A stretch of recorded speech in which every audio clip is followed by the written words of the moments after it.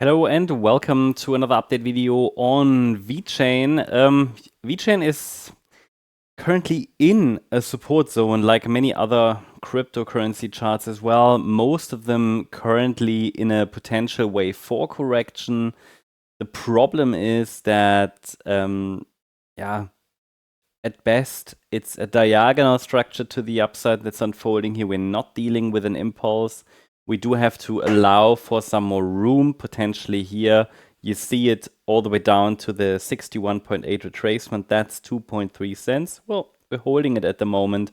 You see that we're basically tracking here the chart from the April low. And on this chart, it's entirely possible that a 5-wave decline finished here.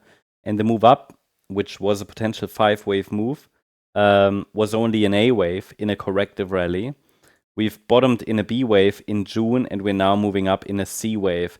And that would be an ABC structure, but I see it mainly as a corrective rally, which could reach the 3.5 cent level next. Honestly, if once we get into this blue zone there, between 3.5 cents and 5.2 cents, that could be it. That could be the entire rally before we head into a much larger correction.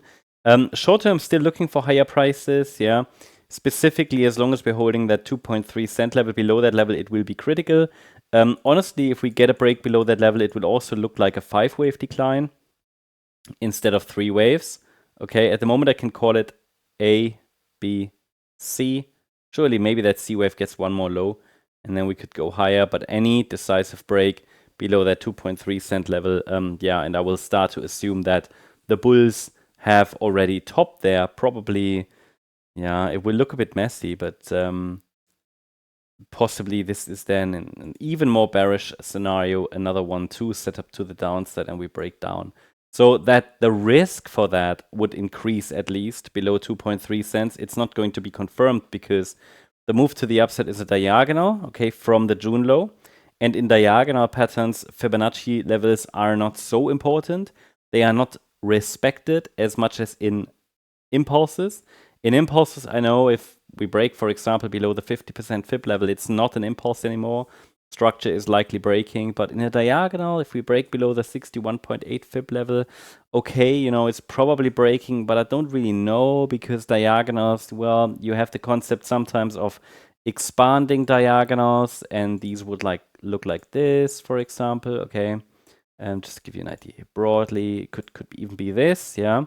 So there is some room for a more extended pullback.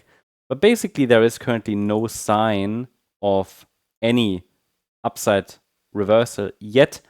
So therefore, I said, look, it could be that we get one more low, but 2.3 cents is the next support. That's also where we have this previous swing low from the 12th of July and the 15th of July, around 2.3 cents. And if we get one more high, it will look most likely like wave C of 2 complete. That's a corrective rally.